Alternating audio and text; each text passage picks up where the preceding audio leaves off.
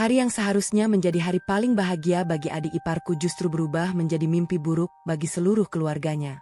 Pagi itu, ponselku tidak berhenti berdering. 1 kali, 5 kali, 10 kali, 20 kali, hingga akhirnya mencapai 80 panggilan. Yang membuatku bingung, semua panggilan itu berasal dari orang-orang yang beberapa hari sebelumnya masih menertawakan aku dan suamiku. Mereka bilang kami egois. Mereka bilang kami tidak pantas disebut keluarga. Bahkan mereka menghina kami karena menolak menjual tabungan emas 100 gram yang kami kumpulkan bertahun-tahun demi masa depan anak kami. Tapi sekarang, orang-orang yang dulu paling keras menghina kami justru menangis dan memohon agar kami segera datang. Namaku Rina, umur 32 tahun. Aku memiliki usaha catering rumahan di Sidoarjo yang sudah kujalankan hampir 10 tahun. Suamiku Fajar, seorang supervisor gudang. Selama menikah kami bekerja keras dan menabung sedikit demi masa depan putra kami. Sedangkan ibu mertuaku selalu memiliki satu kebiasaan yang membuatku tidak nyaman. Baginya, apapun yang dimiliki anak dan menantunya adalah sesuatu yang bisa diminta kapan saja demi memenuhi keinginannya. Saat panggilan ke-80 masuk ke ponselku, aku menoleh ke arah Fajar yang akhirnya mengangkat telepon itu. Belum sampai 1 menit mendengarkan, wajahnya langsung pucat. Tangannya gemetar. Lalu perlahan ia menatapku. Ternyata, sebelum masuk inti dari kisah video ini, jangan lupa subscribe, like dan komen dari kota mana Anda berasal. Semoga bermanfaat dan ada hikmah yang bisa kita ambil bersama. Tonton videonya sampai habis. Kalau ada satu hal yang paling berharga dalam hidupku, itu bukan rumah, bukan kendaraan, dan bukan perhiasan. Melainkan masa depan anakku. Mungkin karena aku dibesarkan dalam keluarga sederhana, aku tahu rasanya melihat orang tua bekerja keras setiap hari hanya untuk memenuhi kebutuhan hidup. Aku tidak ingin anakku mengalami hal yang sama. Karena itulah sejak anakku lahir, aku dan Fajar mulai membuat satu keputusan yang tidak pernah kami tinggalkan sampai bertahun-tahun kemudian. Kami sepakat untuk menyisihkan sebagian penghasilan kami demi masa depannya. Saat itu usaha catering rumahan yang kujalankan masih sangat kecil. Aku menerima pesanan apa saja, mulai dari nasi kotak rapat kantor, arisan ibu-ibu, sampai acara ulang tahun anak-anak. Kadang pesanan ramai, kadang sepi. Bahkan pernah beberapa kali aku harus bangun jam 3 pagi untuk memasak lalu mengantar pesanan sendiri karena belum mampu menggaji karyawan. Sementara Fajar bekerja sebagai supervisor gudang di sebuah perusahaan logistik. Pekerjaannya tidak ringan. Seringkali ia pulang dalam keadaan lelah karena harus mengawasi aktivitas gudang sejak pagi. Meski begitu, kami selalu berusaha menyisihkan sedikit uang setiap bulan. Tidak selalu banyak. Kadang hanya beberapa ratus ribu. Kadang lebih jika usaha catering sedang ramai. Daripada uang itu habis tanpa terasa, kami memilih membeli emas sedikit demi sedikit. Awalnya hanya 1 gram. Beberapa bulan kemudian bertambah lagi. Lalu bertambah lagi. Tahun demi tahun berlalu. Tanpa terasa jumlahnya terus bertambah. Sampai akhirnya total investasi emas yang kami kumpulkan mencapai 100 gram. Bukan dalam satu batang besar. Melainkan kumpulan emas yang kami beli bertahap selama hampir 8 tahun. Setiap gram yang kami beli selalu memiliki cerita. Ada yang berasal dari keuntungan pesanan catering saat bulan puasa. Ada yang berasal dari bonus kerja Fajar. Ada juga yang berasal dari uang yang seharusnya bisa kami gunakan untuk berlibur, tetapi kami pilih untuk disimpan demi masa depan anak. Karena itulah emas itu sangat berarti bagi kami. Bukan karena nilainya, melainkan karena perjuangan di balik setiap gramnya. Siang itu aku sedang menyelesaikan pesanan makan siang untuk sebuah kantor kecil di daerah Sidoarjo. Dapur terasa hangat karena kompor menyala sejak pagi. Tanganku sibuk menata lauk ke dalam kotak makanan satu persatu. Sesekali aku melihat jam dinding agar pesanan selesai tepat waktu. Saat itulah terdengar suara motor berhenti di depan rumah. Aku mengira itu kurir atau pelanggan. Namun ketika membuka pintu, aku sedikit terkejut. Yang datang ternyata ibu mertuaku. Aku langsung mempersilahkannya masuk. Beliau tersenyum seperti biasa. Aku mengambilkan minuman lalu menemaninya duduk di ruang depan. Awalnya pembicaraan berjalan santai. Beliau banyak bercerita tentang persiapan pernikahan Siska yang tinggal beberapa minggu lagi. Gedung sudah dipesan. Undangan sudah disebar. Dekorasi sedang diproses. Aku ikut mendengarkan dengan senang hati. Bagaimanapun juga, Siska akan memulai kehidupan baru. Namun semakin lama berbicara, nada suara ibu mertuaku mulai berubah. Beliau mulai mengeluhkan biaya pernikahan yang terus bertambah. Katanya ada banyak kebutuhan yang ternyata jauh lebih mahal dari perkiraan. Aku hanya mendengarkan. Karena aku tahu biaya pernikahan memang tidak sedikit. Apalagi jika ingin membuat pesta besar. Beberapa saat kemudian beliau tiba-tiba menatapku cukup lama. Entah kenapa tatapan itu membuatku tidak nyaman. Lalu beliau bertanya pelan. "Rina, emas yang kamu kumpulkan itu sekarang sudah berapa gram?" Aku sedikit terkejut. Meski bukan rahasia besar, aku jarang membicarakan hal itu. Mungkin beliau pernah mendengarnya dari saudara lain saat acara keluarga. "Kurang lebih 100 gram, Bu." Beliau langsung mengangguk. Seolah jawaban itu memang yang sedang ingin didengarnya. "Lumayan banyak juga ya." Aku hanya tersenyum kecil. Namun perasaanku mulai tidak tenang. Beliau kembali menyeruput minumannya sebelum melanjutkan pembicaraan. "Anakmu masih kecil." Aku mengangguk. "Sekolahnya juga masih lama." Aku kembali mengangguk. Lalu kalimat berikutnya membuatku langsung terdiam. "Kalau sebagian emas itu dijual untuk membantu biaya nikahan Siska, pasti sangat membantu." Jantungku seperti berhenti sesaat. Aku menatap wajah beliau untuk memastikan bahwa aku tidak salah dengar. Namun ekspresinya terlihat sangat serius. Tidak ada tanda-tanda bercanda. Aku mencoba tersenyum sopan. "Maaf, Bu. Emas itu memang sengaja kami siapkan untuk pendidikan anak." Beliau menghela napas pelan. Kemudian tersenyum tipis. Namanya keluarga harus saling membantu. Aku mulai merasakan sesuatu yang tidak enak. Karena dari cara beliau berbicara, aku tahu ini bukan sekadar usulan biasa. Dan untuk pertama kalinya sejak pembicaraan dimulai, aku merasa bahwa kedatangannya hari itu bukan untuk sekadar berkunjung, melainkan untuk mendapatkan sesuatu yang sudah lama diincarnya. Aku berusaha tetap tersenyum meski suasana mulai terasa tidak nyaman. Sejujurnya, aku tidak ingin memperpanjang pembicaraan itu. Karena aku tahu, jika pembahasannya terus berlanjut, pasti akan berakhir tidak baik. Aku kembali menjelaskan dengan pelan bahwa emas tersebut memang sengaja kami siapkan untuk pendidikan anak. Aku berharap ibu mertuaku mengerti. Setidaknya menghargai alasan kami. Namun ternyata aku terlalu berharap. Beliau justru menghela napas panjang. Lalu meletakkan cangkir di atas meja dengan sedikit lebih keras dari sebelumnya. "Rina, kamu jangan berpikir pendek." Aku terdiam. Nada suaranya sudah berbeda. Tidak lagi seperti orang yang sedang meminta bantuan, melainkan seperti orang yang sedang menegur. Siska itu mau menikah sekali seumur hidup. Aku masih memilih diam. Kalau pesta pernikahannya gagal atau tidak sesuai harapan, nanti yang malu satu keluarga. Aku menunduk pelan. Dalam hati aku ingin bertanya, kenapa masa depan anakku harus dikorbankan demi gengsi sebuah pesta? Tapi aku tidak berani mengatakannya. Aku masih berusaha menghormatinya sebagai orang tua. Ibu tidak minta semuanya. Sebagian saja. Aku menggeleng pelan. "Maaf, Bu, saya benar-benar tidak bisa." Kalimat itu keluar dengan sangat hati-hati. Namun ternyata tetap membuat wajah beliau berubah. Untuk beberapa detik, ruang tamu terasa sangat sunyi. Beliau menatapku tanpa bicara. Tatapan yang membuatku semakin tidak nyaman. Kemudian beliau berdiri. "Aku kira kamu lebih peduli keluarga." Kalimat itu terasa menusuk. Padahal selama ini aku selalu berusaha menjadi menantu yang baik. Setiap ada acara keluarga, aku datang. Kalau diminta membantu memasak, aku membantu. Kalau ada saudara yang membutuhkan bantuan tenaga, aku juga datang. Tapi semua itu seperti tidak ada artinya. Karena satu kali aku mengatakan tidak, semua kebaikan itu langsung hilang. Beliau pulang sore itu tanpa banyak bicara. Namun firasat burukku ternyata benar. Masalah tidak berhenti di sana. 2 hari kemudian, telepon dari salah satu tante keluarga suami masuk ke ponselku. Awalnya aku mengira hanya ingin mengobrol. Ternyata tidak. Setelah berbasa-basi beberapa menit, pembicaraan langsung mengarah ke tabungan emas. Katanya aku seharusnya membantu adik iparku. Katanya aku terlalu memikirkan diri sendiri. Aku hanya menjawab seperlunya. Karena aku mulai mengerti kemana arah semua ini. Besoknya lagi, giliran saudara lain yang menelepon. Isinya hampir sama. Lalu hari berikutnya. Dan hari berikutnya lagi.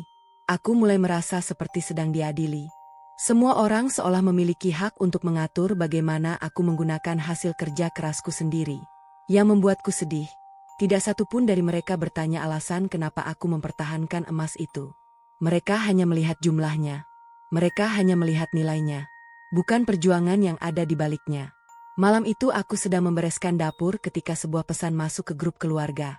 Salah satu sepupu suami mengirim foto dekorasi pernikahan. Lalu muncul berbagai komentar. Awalnya biasa saja, sampai seseorang menulis kalimat yang membuat dadaku sesak. Kalau semua keluarga kompak membantu, biaya nikahan pasti tidak akan seberat ini. Beberapa menit kemudian muncul balasan lain. Iya, ada yang punya emas 100 gram tapi sayang sekali lebih sayang uang daripada keluarga. Tanganku langsung berhenti bergerak. Aku membaca kalimat itu berulang kali. Semua orang di grup pasti tahu siapa yang dimaksud. Namun tidak ada satupun yang menegur. Tidak ada satupun yang membelaku. Sebaliknya, beberapa malah memberi tanda setuju. Malam itu aku mematikan ponsel lebih cepat dari biasanya. Aku tidak sanggup membaca komentar berikutnya. Saat Fajar pulang kerja, ia langsung menyadari ada sesuatu yang berbeda. Aku memang berusaha terlihat biasa saja, tapi mataku mungkin tidak bisa berbohong. Ada apa? Aku hanya menggeleng. Namun setelah terus ditanya, akhirnya semua cerita keluar begitu saja. Mulai dari kedatangan ibu mertuaku, telepon dari keluarga, sampai komentar-komentar yang kuterima di grup keluarga. Semakin lama bercerita, semakin berat dadaku terasa. Aku tidak sadar air mataku mulai jatuh. Bukan karena emas itu, bukan karena uangnya, melainkan karena aku merasa sendirian. Aku merasa apapun yang kulakukan selalu salah di mata mereka. Fajar mendengarkan semuanya tanpa menyela. Wajahnya perlahan berubah serius. Aku jarang melihat ekspresi seperti itu, terutama ketika menyangkut keluarganya sendiri. Setelah aku selesai bercerita, suasana rumah mendadak sunyi. Fajar menatap ke arah meja makan cukup lama. Rahangnya terlihat mengeras. Lalu ia mengambil ponselnya. Aku belum tahu apa yang sedang dipikirkannya. Namun dari tatapan matanya, aku bisa merasakan satu hal. Untuk pertama kalinya sejak masalah ini dimulai, suamiku mulai kehilangan kesabarannya. Malam itu Fajar tidak banyak bicara. Setelah mendengar semua ceritaku, ia hanya duduk diam di meja makan sambil menatap ponselnya. Aku mengenalnya sudah bertahun-tahun. Karena itulah aku tahu. Semakin diam Fajar, biasanya semakin besar sesuatu yang sedang dipikirkannya. Aku sempat merasa bersalah karena telah menceritakan semuanya. Bagaimanapun juga, orang-orang yang menekanku adalah keluarganya sendiri. Aku tidak ingin membuat hubungan mereka menjadi buruk karena diriku. Namun yang terjadi justru sebaliknya. Fajar menatapku lalu berkata pelan, "Kamu kenapa tidak cerita dari awal?" Aku tersenyum kecil.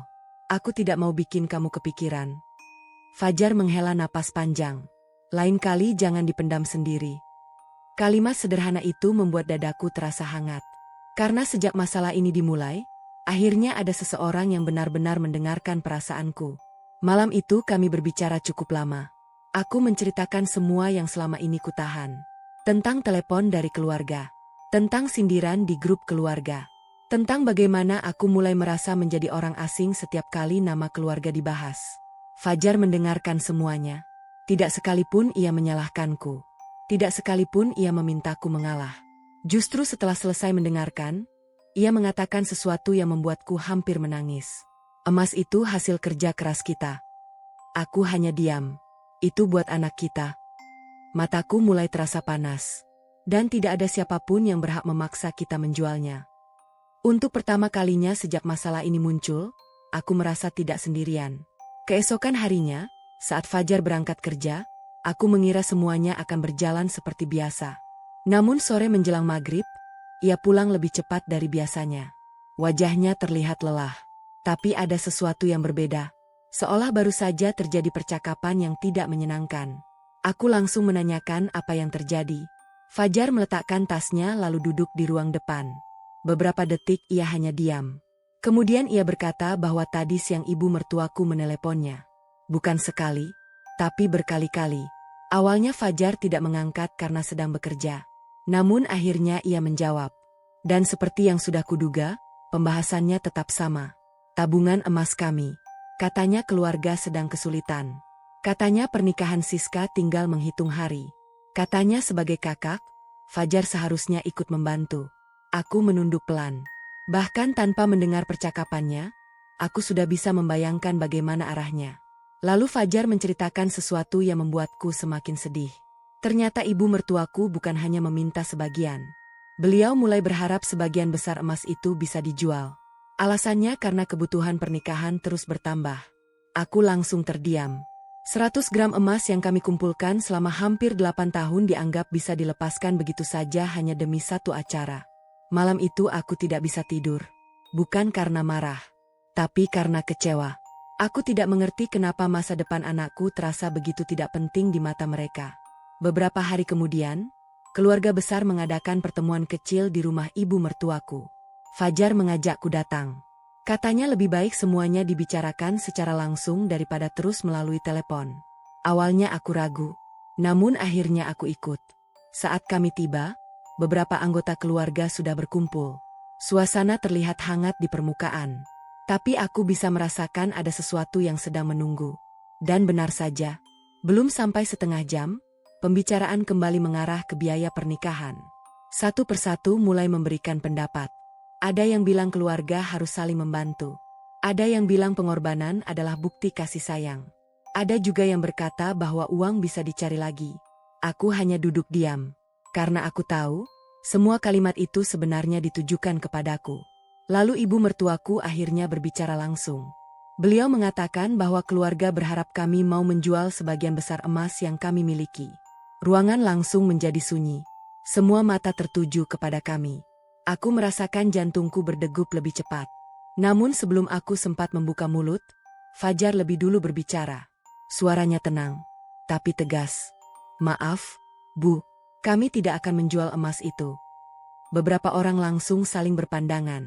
Ibu mertuaku terlihat tidak percaya. Fajar melanjutkan. Itu tabungan pendidikan anak kami. Beliau mencoba menyela. Namun Fajar tetap melanjutkan.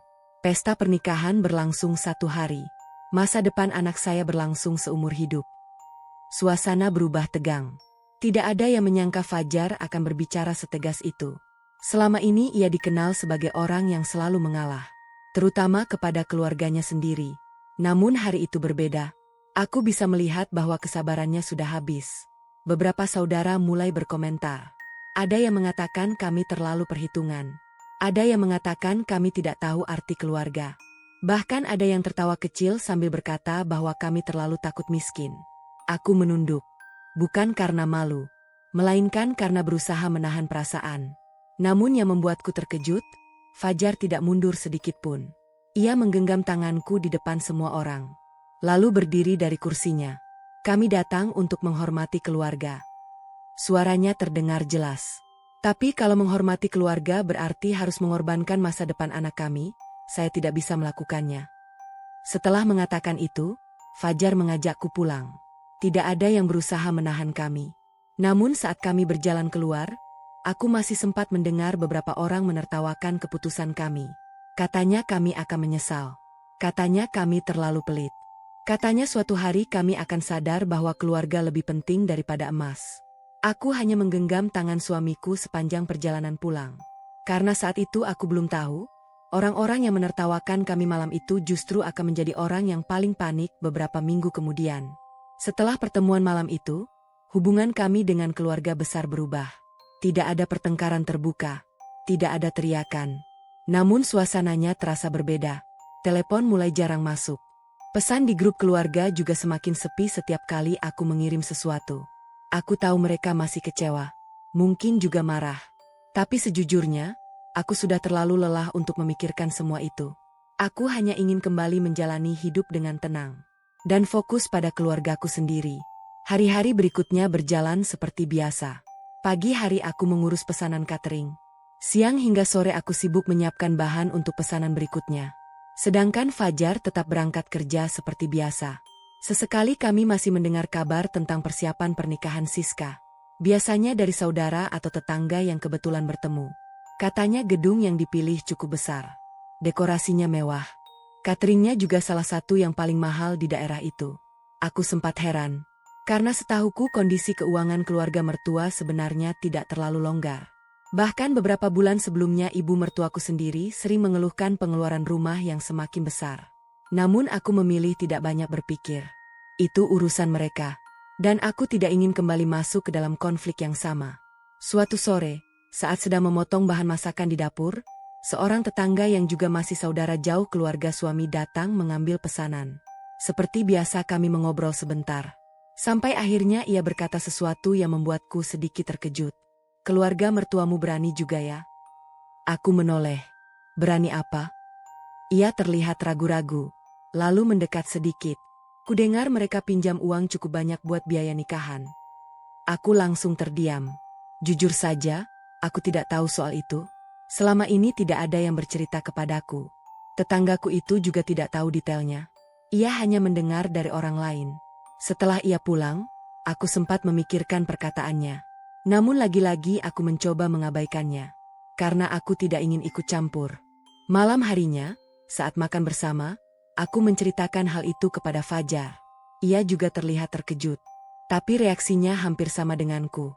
Kami memilih tidak membahasnya terlalu jauh. Bagaimanapun juga, keluarga sudah membuat pilihan mereka sendiri. Beberapa hari kemudian, suasana justru terlihat semakin meriah. Foto-foto persiapan pernikahan mulai beredar di media sosial. Gedung dihias dengan bunga-bunga mahal. Panggung pelaminan terlihat megah. Bahkan beberapa kerabat mulai memuji betapa mewahnya pesta yang akan digelar. Aku melihat semuanya sambil tersenyum tipis. Bukan iri, bukan juga kagum, hanya merasa heran. Karena aku tahu berapa sulitnya mengumpulkan uang sedikit demi sedikit. Dan aku tidak bisa membayangkan berapa besar biaya yang sudah mereka keluarkan. Sementara itu, tanpa kami sadari, ternyata ada sesuatu yang jauh lebih besar sedang terjadi. Sesuatu yang disembunyikan dari hampir semua anggota keluarga. Termasuk dari kami. Beberapa minggu sebelum hari pernikahan, calon suami Siska ternyata semakin sering datang ke rumah ibu mertuaku. Awalnya semua orang menganggap itu hal wajar. Bagaimanapun juga, ia akan segera menjadi bagian dari keluarga. Ia terlihat sopan, rajin membantu, pandai berbicara, dan selalu tahu cara mengambil hati orang tua. Tidak ada yang mencurigainya, tidak ada yang merasa ada yang salah. Bahkan ibu mertuaku sangat mempercayainya. Jauh lebih percaya daripada yang seharusnya. Belakangan aku baru mengetahui bahwa di masa itulah semuanya bermula. Pria itu mulai bercerita tentang sebuah peluang usaha. Katanya ada proyek yang menjanjikan. Katanya keuntungan bisa didapat dalam waktu singkat. Katanya hasilnya bisa membantu menutupi biaya pernikahan yang semakin membengkak. Ibu mertuaku yang saat itu sedang pusing memikirkan pengeluaran mulai tertarik. Apalagi pria itu akan segera menjadi menantunya sendiri. Tidak ada alasan untuk curiga. Setidaknya itulah yang beliau pikirkan. Sedikit demi sedikit, pria itu berhasil mendapatkan kepercayaan penuh. Sampai akhirnya sebuah keputusan besar diambil. Keputusan yang tidak diketahui siapapun. Bahkan Siska sendiri tidak mengetahuinya. Dan keputusan itulah yang nantinya akan menghancurkan hari paling penting dalam hidup mereka. Namun saat itu, kami masih hidup tenang tanpa mengetahui apa yang sedang terjadi. Aku masih sibuk menerima pesanan catering. Fajar masih bekerja setiap hari. Anak kami masih bermain ceria sepulang sekolah. Kami benar-benar tidak menyadari bahwa badai besar sudah sangat dekat. Dan tinggal menunggu waktu sebelum menghantam keluarga mertuaku dengan cara yang tidak pernah mereka bayangkan sebelumnya. Hari pernikahan Siska akhirnya tiba. Pagi itu aku terbangun lebih awal dari biasanya. Bukan karena ingin menghadiri pernikahan. Aku dan Fajar memang sudah sepakat untuk tidak datang. Setelah semua yang terjadi, kami merasa lebih baik menjaga jarak daripada memaksakan diri berada di tempat yang membuat semua orang tidak nyaman. Lagi pula, beberapa minggu terakhir tidak ada seorang pun dari keluarga yang benar-benar menghubungi kami. Tidak ada ajakan berdamai. Tidak ada usaha memperbaiki hubungan. Karena itu aku mengira semuanya sudah selesai. Aku mengira mereka sudah menerima keputusan kami. Ternyata aku salah. Sekitar pukul 7 pagi, saat aku sedang menyiapkan sarapan untuk anakku, ponselku bergetar. Nama ibu mertuaku muncul di layar. Aku sempat terdiam. Jujur saja, aku bingung kenapa beliau menelepon pagi-pagi seperti itu. Awalnya aku tidak mengangkat. Aku berpikir mungkin beliau hanya ingin meminta kami datang ke acara pernikahan. Namun beberapa menit kemudian ponselku kembali berdering. Nomor yang sama. Aku tetap tidak mengangkat. Lalu beberapa menit berikutnya, berdering lagi, dan lagi, dan lagi. Sampai akhirnya aku mulai merasa ada sesuatu yang aneh. Karena ini bukan kebiasaan ibu mertuaku. Beliau bukan tipe orang yang akan menelepon berkali-kali jika tidak ada sesuatu yang mendesak. Saat itulah ponsel Fajar juga mulai berbunyi. Awalnya 1 panggilan, kemudian 2, lalu 5. Tidak lama kemudian pesan-pesan masuk mulai berdatangan. Dari tante, paman, sepupu, bahkan beberapa nomor yang jarang sekali menghubungi kami. Semua masuk hampir bersamaan. Aku dan Fajar saling berpandangan. Perasaan tidak enak mulai muncul. Sesuatu pasti sedang terjadi, namun kami belum tahu apa. Sekitar setengah jam kemudian, jumlah panggilan tidak kunjung berhenti. Aku mulai menghitungnya. 10, 20, 30, 40. Semakin lama semakin banyak. Ponselku seperti tidak pernah berhenti bergetar. Suara notifikasi terus berbunyi. Sampai akhirnya jumlah panggilan dari berbagai anggota keluarga mencapai angka yang membuatku merinding. 80 kali. 80 panggilan dalam satu pagi. Tanganku mulai dingin. Aku menatap Fajar yang terlihat sama bingungnya denganku. Ada apa sebenarnya? Ia hanya menggeleng. Karena ia juga tidak tahu. Beberapa saat kemudian sebuah pesan suara masuk dari salah satu tante. Isinya hanya tangisan. Tidak ada penjelasan. Tidak ada cerita. Hanya suara orang menangis sambil memanggil nama Fajar. Dadaku langsung terasa sesak. Karena apapun yang sedang terjadi, sepertinya bukan masalah kecil. Fajar akhirnya menarik napas panjang. Lalu mengambil ponselnya. Kayaknya harus diangkat. Aku mengangguk pelan. Jujur saja, aku juga mulai khawatir. Mungkin ada yang sakit. Mungkin ada kecelakaan. Atau mungkin sesuatu yang jauh lebih buruk. Fajar memilih salah satu panggilan dari ibu mertuaku. Panggilan itu langsung tersambung. Belum sempat ia berbicara, suara tangisan langsung terdengar dari seberang sana. Tangisan yang begitu keras hingga aku yang duduk di sampingnya bisa mendengarnya. Fajar, Fajar. Suara ibu mertuaku terdengar gemetar. Seperti seseorang yang baru mengalami musibah besar. Aku langsung memegang lengan suamiku. Jantungku berdegup semakin cepat. Fajar mencoba menenangkan ibunya dan meminta beliau berbicara pelan. Namun tangisan itu justru semakin menjadi. Butuh beberapa menit sampai akhirnya beliau bisa menjelaskan apa yang terjadi. Dan ketika kalimat pertama keluar dari mulutnya, wajah Fajar langsung berubah pucat.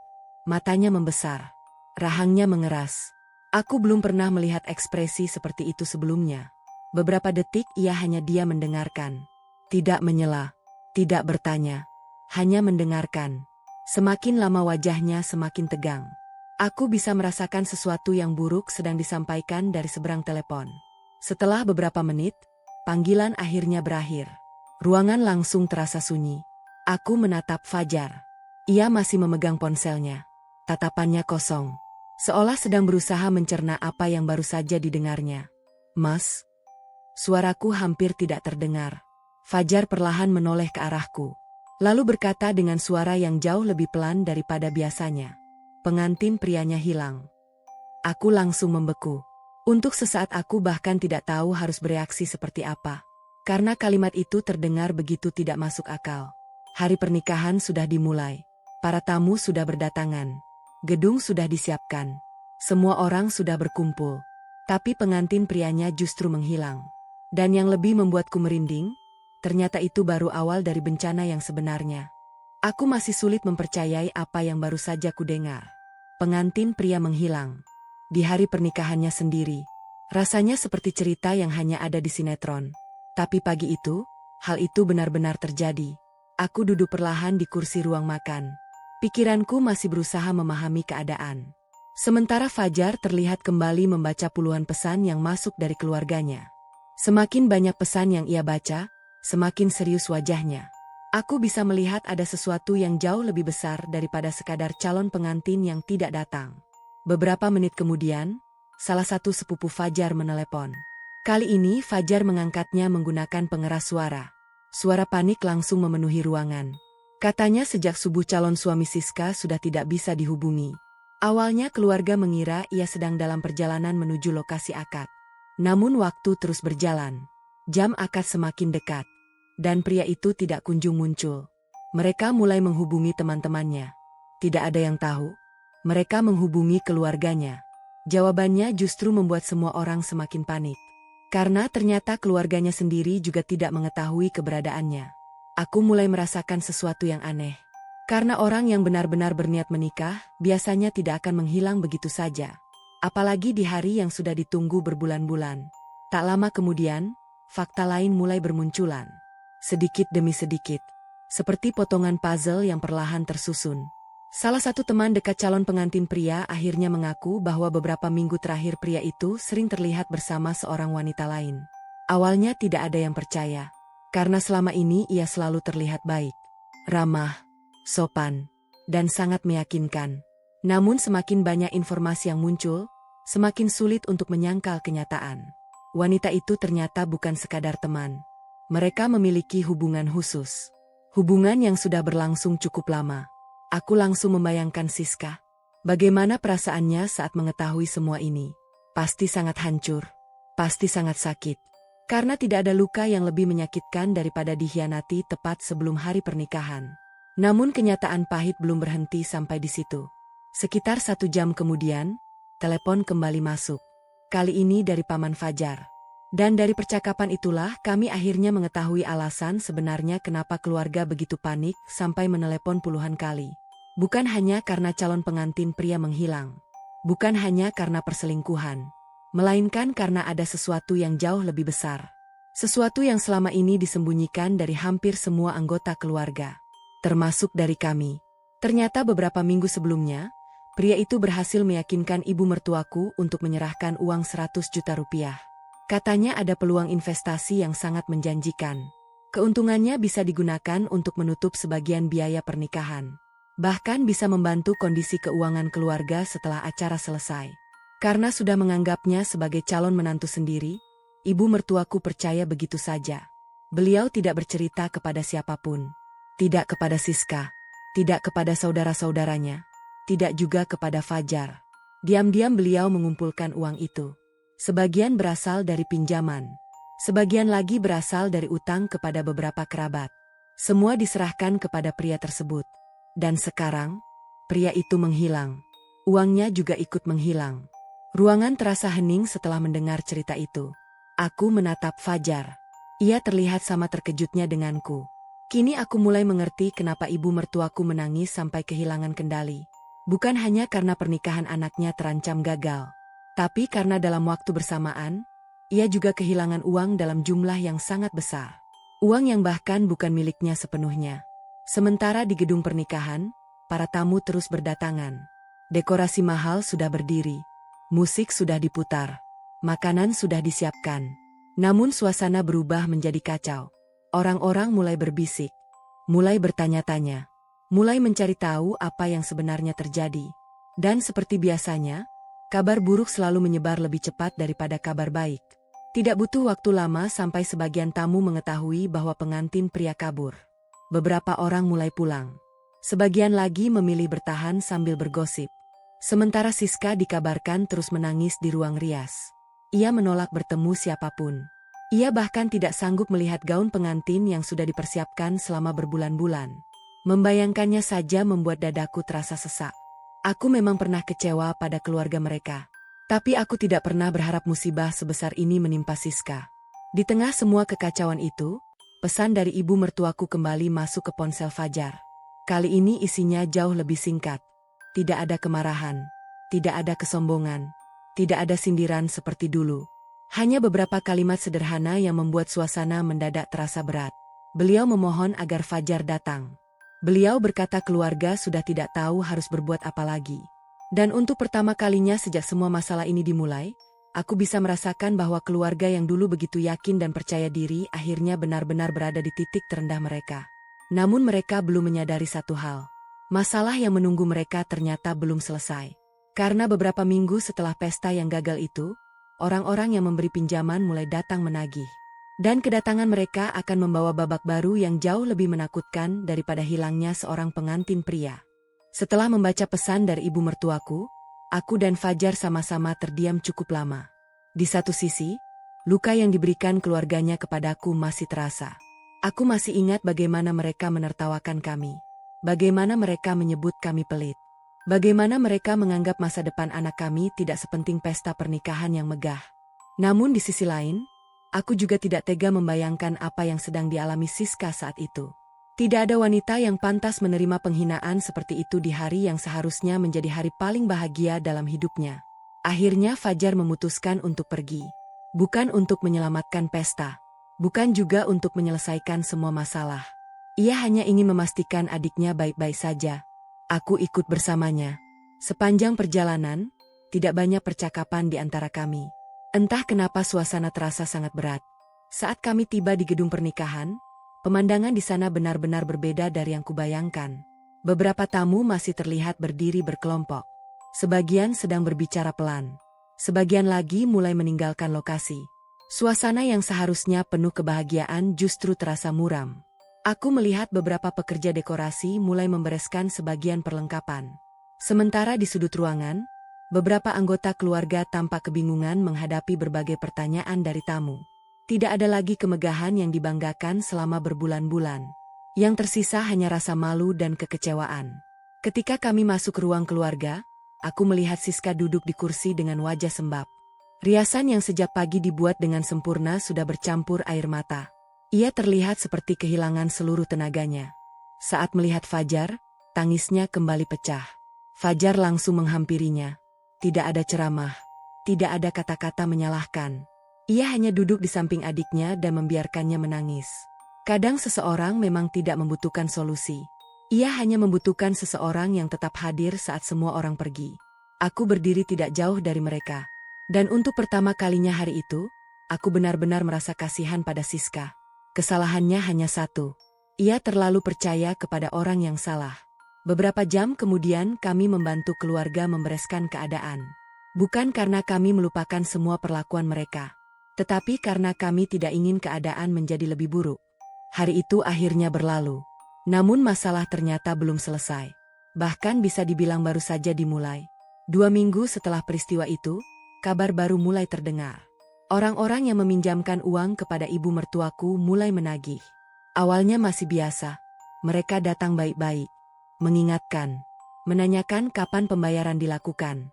Namun seiring berjalannya waktu, jumlah tagihan yang harus dibayar semakin terasa berat. Karena uang 100 juta yang dibawa kabur calon suami Siska tidak pernah ditemukan. Pria itu menghilang begitu saja. Nomornya tidak aktif. Alamat yang pernah diberikan ternyata tidak sesuai. Bahkan beberapa informasi tentang dirinya ternyata palsu. Keluarga baru menyadari bahwa mereka telah ditipu oleh orang yang selama ini mereka percaya sepenuhnya. Sebulan kemudian keadaan menjadi semakin buruk. Debt collector mulai berdatangan. Awalnya 1 orang, lalu 2 orang. Kemudian semakin sering. Tetangga mulai melihat. Orang-orang mulai membicarakan.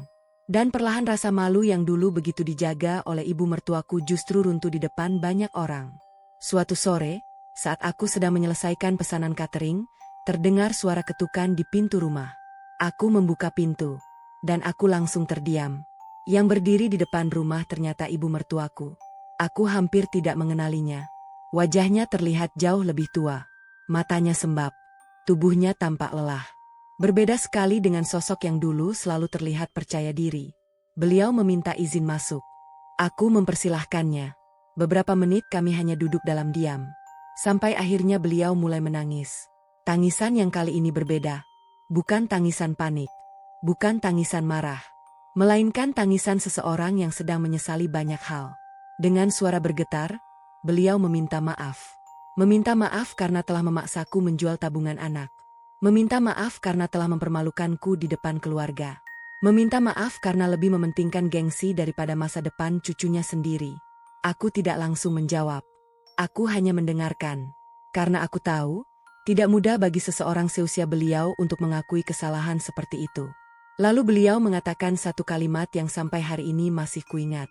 Dulu ibu pikir pesta yang mewah bisa membuat keluarga dihormati. Ternyata yang ibu kejar justru menghancurkan semuanya. Ruangan kembali sunyi. Aku menatap ke arah meja belajar kecil di ruang depan. Di sana anakku sedang mengerjakan tugas sekolah sambil sesekali tersenyum sendiri. Melihatnya, aku merasa semua perjuangan selama bertahun-tahun tidak sia-sia. Tabungan emas yang kami kumpulkan sedikit demi sedikit masih utuh. Masa depan anak kami masih aman. Dan yang lebih penting, aku tidak pernah harus mengorbankan hak anakku demi memenuhi gengsi orang lain. Aku lalu menggenggam tangan ibu mertuaku. Bukan karena aku melupakan semua luka yang pernah ada. Tetapi karena aku tidak ingin menyimpan kebencian selamanya. Hari itu tidak mengembalikan uang yang hilang. Tidak menghapus rasa sakit yang dialami Siska. Tidak juga menghilangkan utang yang masih harus dibayar. Namun setidaknya, hari itu menjadi awal dari sesuatu yang baru. Awal dari keluarga yang akhirnya belajar bahwa kasih sayang, kejujuran, dan masa depan orang-orang yang kita cintai jauh lebih berharga daripada kemewahan yang hanya bertahan 1 hari.